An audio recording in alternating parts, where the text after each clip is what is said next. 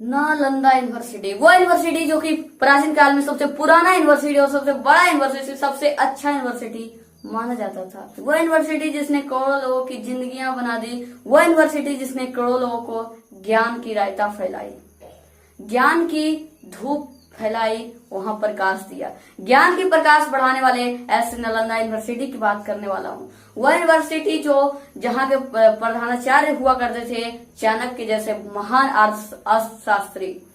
So guys, Nalanda university आखिर क्यों तबाह हुई और उसके पीछे का वजह क्या था और किसने करवाया था? नालंदा यूनिवर्सिटी प्राचीन समय में सबसे बड़ा यूनिवर्सिटी, सबसे अच्छा यूनिवर्सिटी और सब में अनोखा यूनिवर्सिटी माना जाता था। यहाँ दुनिया भर से लोग आते थे पढ़ने के लिए और पढ़ाने के लिए। यहाँ तकरीबन 10,000 स्टूडेंट थे जिसे कि 2,000 टीचर ट्रेन करते थे। वह यूनिवर्सिटी जो जिसमें पहले हॉस्टल फैसिलिटी थी, बिहार का यूनिवर्सिटी। सो आज के इस वीडियो में बिना देर किए हम ये जानेंगे कि आखिर इस बिहार को जलाने में किसका हाथ था, किसने इसे तहस नहस कर दिया और क्यों किया। तो चलिए फिर खोल लेते हैं उस किताब को जिसे बहुत लोगों ने कम बार खोलने की कोशिश की है।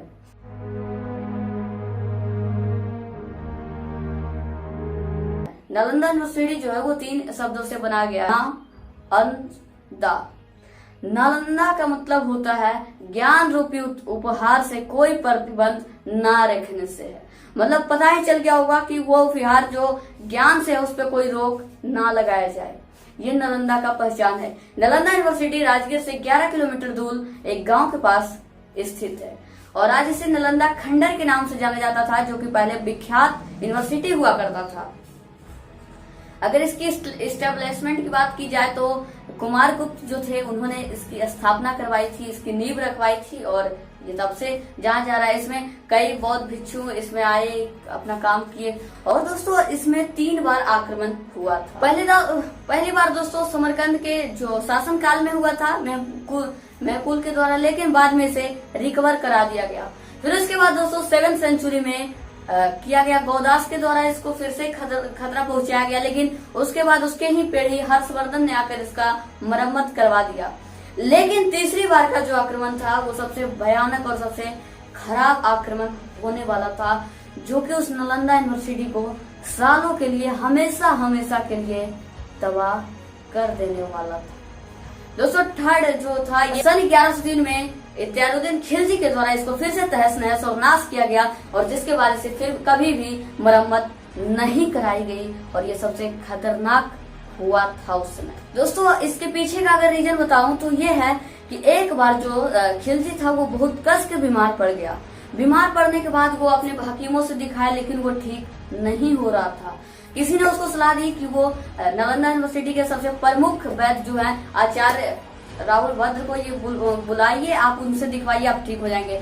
लेकिन उसे वो घमंडी था, उसे अपने जो हकीम थे उस पर ज्यादा भरोसा था। उसके बाद उसने काफी सोचने के बाद ये बात नकारा भी, लेकिन बाद में उन्होंने उसे बुलाने पे मजबूर हो गया।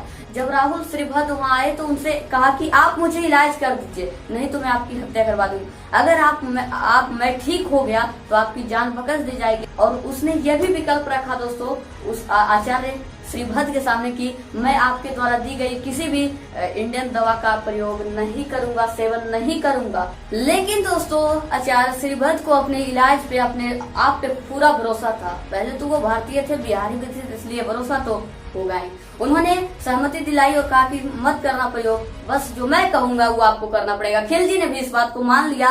उसके बाद दोस्तों आचार्य भद्र एक दिन आते हैं और एक कुरान के साथ आते हैं और खिलजी को कहते हैं कि आप इस पन्ने से इस पन्ने तक आप रोज पढ़िएगा, आप ठीक हो जाएंगे। आचार्य श्रीभद्र की बातों को मानकर खिलजी रोज वहां से वहां तक पढ़ने लगता है। एक दिन ऐसा आता है जब वो पूरी तरह से ठीक हो जाता है। साल हफ्ते महीने गुजर जाते हैं, वो ठीक हो जाता है। अब उसको थोड़ी सी जलन होती है। हालांकि जो आचार्य श्रीभद्र ने क्या किया था कि वो क्या किए थे कि कुरान की पन्नों पे दवाई का लेप लगा गया था। और जानते होंगे कि मुस्लिम लोग जब भी किसी किताब को या कुरान को पढ़ते हैं तो वो अपने थूक से उसे चाट कर पढ़ते हैं, मतलब हाथों को। तो इसलिए उनको भी पता था कि ये ऐसा करेगा और जैसे जैसे वो थूक के साथ पढ़ता गया और साथ ही साथ वो दवा का लेप उसके मुंह में चला गया। इस प्रकार से दोस्तों वो ठीक हो गया। और आदमी जो है ना वो उसकी फितरत देखो, वो खुश होने के बजाय काफी नाराज हो गया। अरे यार मेरा हकीम इतना खराब है और ये वैद्य इतना जल्दी मुझे ठीक कर दिया एक टाइम में। कुछ हजारों हकीम थे जो इसको ठीक नहीं कर पाए थे। उसके मन में आ गया बदला।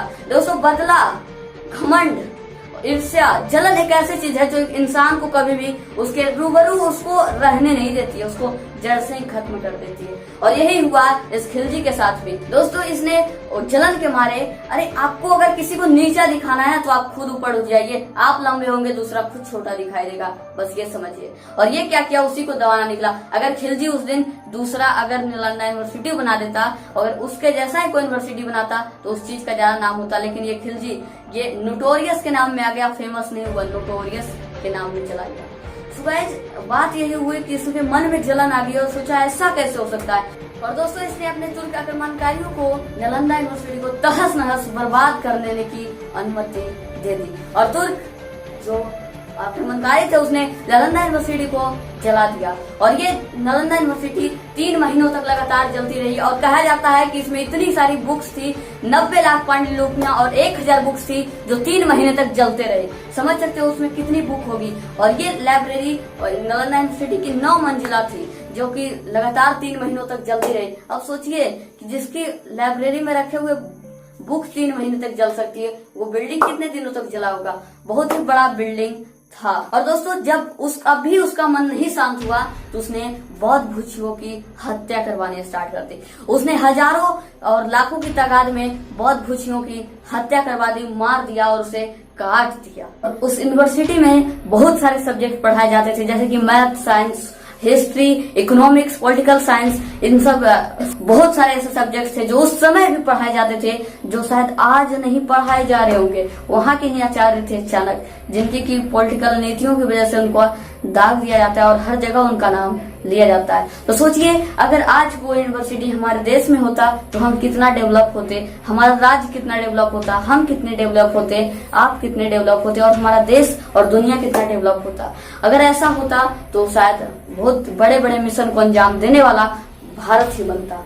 और आप ये भी लगा लीजिए कि अगर वो यूनिवर्सिटी अगर आज होती तो what is the education level of India today, हमारा एजुकेशन का लेवल क्या रह जाता। तो आज की बातें हम तय करते हैं और आपसे उम्मीद करते हैं कि आप मेरे द्वारा बताई गई इन्फॉर्मेशन को आप अच्छे से समझ लिए होंगे।